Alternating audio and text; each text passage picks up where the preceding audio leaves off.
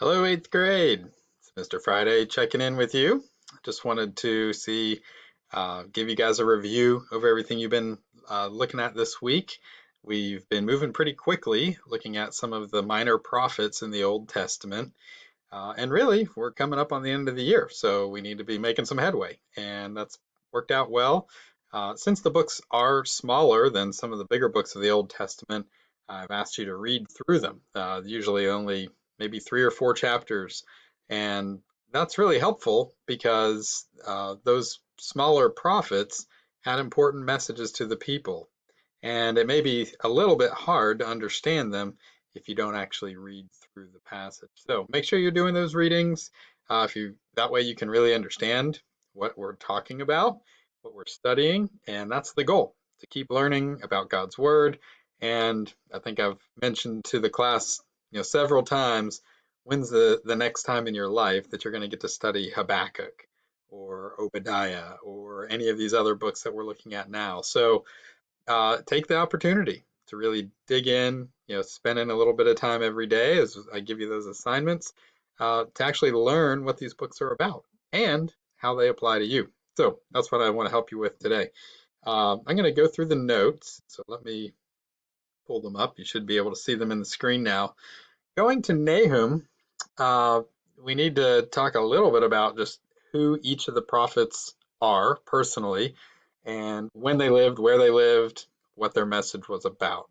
So, Nahum, we don't know much about him, but we do know his name translates to comfort, similar to how we have people today with the name Grace or a name like Hope.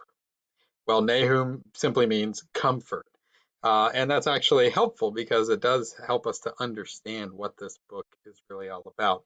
The date of Nahum's prophecy is actually uh, easy to pigeonhole a time frame when he prophesied because he mentions two events.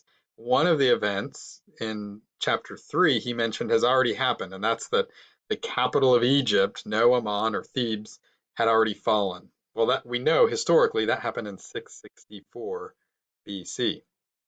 And then he's prophesying, really the whole prophecy is about the fall of Nineveh, and we know when that happened historically was in 612. So what that means for our study of this book is we know he must have been prophesying sometime between those two bookends of the fall of No Ammon and the fall of Nineveh. And if you think about that just for Israel's history or Judah's history, Israel's already gone, right? Israel was wiped out in 722 by the big wicked nation Assyria. And so Judah was left all alone at this point, and they're really not going to last much longer past the fall of Nineveh. They are, if you remember those pangs of death, and we talked about all the different stages of Israel's captivity, but um, they were in a bad place, and that background is actually really helpful uh, to understand because Nineveh, like we talked about when we studied Jonah, was not just a place where people slap people with fish, despite what the VeggieTales may have taught you. Nineveh was the capital city of Assyria. And so they were a longtime enemy of the people of Judah. They had already conquered the northern kingdom and they were a constant threat. In fact, Judah had to pay them money and royalties just to keep them at bay.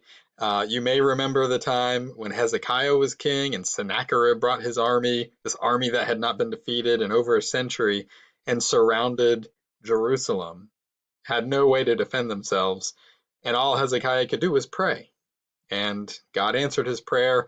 You might remember the next morning they woke up and there were 185,000 dead soldiers from Assyria. But even after that event, they continue to be a real threat.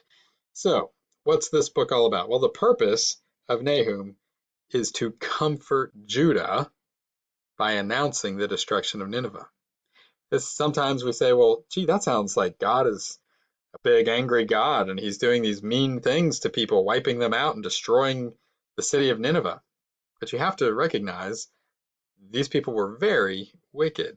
And even today, archaeologists, historians study some of those ancient civilizations like Assyria, and they are disgusted with some of the things they find, just immorality and things like that. So the city of Nineveh, they did repent in Jonah's day, but it was short-lived. And so God is announcing the destruction of Nineveh in this book through the prophet Nahum. And that's a comforting message to the people in Judah, that God is a God of justice, that God is going to punish these people that have been terrorizing them. If we were going to think about this in our terms, it would be something like, if a prophet came and announced that, let's say, a terrorist camp that had, threatened to blow up the United States Capitol and really had the capability to do it, someone that we were really frightened of, if God sent a prophet to say, don't worry, I'm going to destroy where they come from. So that's what this message is about. And just to wrap it up, that's the real motivation. Nahum isn't just, a bloodthirsty guy. God's not a bloodthirsty God. He's motivated by God's holiness and by a desire to see justice served. That's a good thing. It's, again, if you think of a victim of a crime and how they would rejoice to see the perpetrator arrested and facing justice. So it is an absolute devastation. And as we already mentioned in the notes, for Judah, this was a message of great comfort to know that God is in control. He's going to protect them, even though this wicked nation has been a plague for a long time. Well, let's go look at the next book, Zephaniah, chapter 37 in your textbook. Zephaniah, we know, interestingly, we do know that he's a descendant of Hezekiah. So, by the way, when you're doing your assignments, don't take the easy, short way out. Some of you write things like, we don't know anything about Zephaniah. Well, actually, we do. Go look in your book. Go read the first couple verses.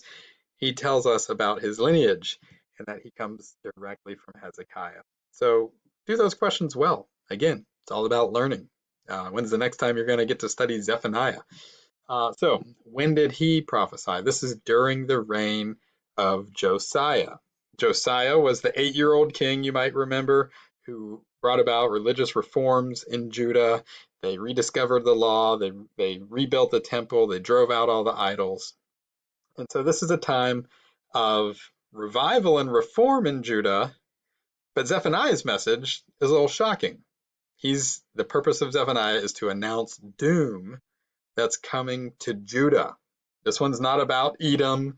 It's not about Assyria or Nineveh or some other people. This is a message from God that he's coming for Judah, and the doom is coming on them. Well, as you, of course, I'm sure remember, they also deserve that, right? We think about, is God just a bloodthirsty God? Why is this happening? And we find as we read it that they really deserved it. They had, even in the time of Josiah, they were making those outward reforms, but inwardly the people were still far from God, and they returned right back to their idolatry over and over again. So God was preparing to do something new, and we know the big picture. We know that the earthly kingdom was not really the end goal. It never was. And this is another step in God's wise plan to show us and to show them that his kingdom is not really just an earthly kingdom of descendants of Abraham. His kingdom has always been a spiritual kingdom of believers, like Abraham, the believer. So he talks about the day of the Lord, the day of Jehovah, in just striking terms that are shocking to read through. Hopefully you read that passage. There's only one way to really get accustomed to that, and that's to go read it. And if you haven't read it, go back. It's only a couple of chapters, and now that you understand what these prophecies are really about, it's a beautiful and yet terrible display of God's justice. So Zephaniah calls the people to repent. He does announce that God is going to judge all the nations, but really the focus is Judah. So what does that do, though? There is a difference, and the last section of our notes highlights that for the other nations, like Nineveh, like the Edomites, like Babylon later and many others, when the prophets speak about their judgment, that judgment is meant to destroy, right? They are wiped out and they are obliterated. Well, when God sends judgment to Judah, it's not meant to just destroy them and wipe them out. It's really meant to purify them. And this is good news, right? It's hard news, but it's good news that God is even working through this judgment for their sakes. Just think of parents and children.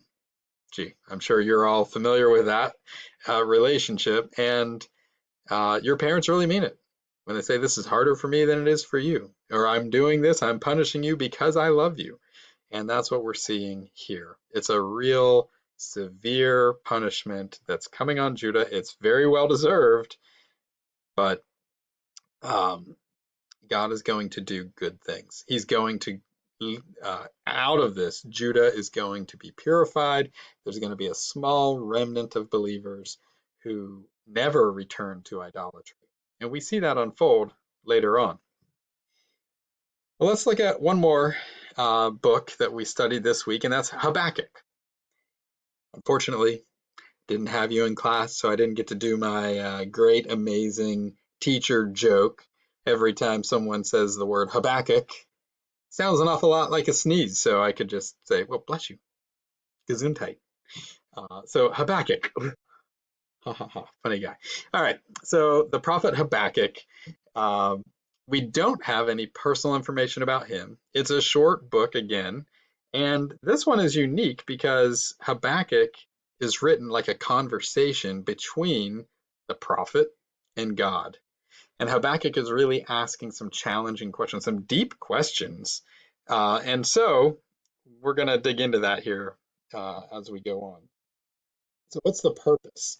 Well, the purpose of this book is to show, similarly, like we've already seen with Nahum and Zephaniah and others, that God rules over the nations and over the world with absolute righteousness. I forget the line right now, but enjoy to the world. He rules the world with truth and grace. Right? He makes the nations prove the glories of his love, and we see he is absolutely righteous. Everything happens in his perfect plan, is what this is about. Well, it doesn't always feel that way, and that's how Habakkuk starts the book. He starts by asking this question: when will you save your people, God? We are under attack. We are facing enemy after enemy, century after century now. When are you going to save us? And God's answer was, don't worry. And by the way, Habakkuk was worried about the Assyrians. And God's answer to Habakkuk is basically, don't worry, I'm going to raise up the Chaldeans, which is another name for the Babylonians. I'm going to raise up the Chaldeans who will be far worse than anyone else you've ever seen. So that's a pretty tough answer, right? Habakkuk's wanting to know, when are you going to save us? And God's answer is, oh, it hasn't even bottomed out yet. It's going to get far worse. And I'm sending the Chaldeans. They'll be far worse. So obviously Habakkuk has a good question to follow up with is, how could God, who is good, who's perfectly holy, he's perfectly righteous, how could a good, perfectly holy, perfectly righteous God allow wicked people like the Chaldeans to come and afflict his people? And so God's answer to that second question is, well, first of all, Judah's not really righteous, so they shouldn't be prideful. They do deserve the punishment coming to them. But secondly, he says, don't worry, I'll wipe out the wicked Chaldeans too. They will also face my ultimate justice. They will also face God's absolute perfect rule over all things. And here's the key, and it kind of correlates to the psalm at the end as well, but the key to Habakkuk is this really famous verse. And you've already memorized it actually. Not from Habakkuk, but it's quoted in Romans chapter 1, where Paul says he's not ashamed of the gospel, and his summary statement of the gospel is a quote from the book of Habakkuk, that the righteous man shall live by faith. So that's the lesson. God preserves his people, those who are faithful. He will preserve them. He rules over all the world for them. and that's comforting news for us. So we can trust in him in all things. Well, that's it for this week. Take care.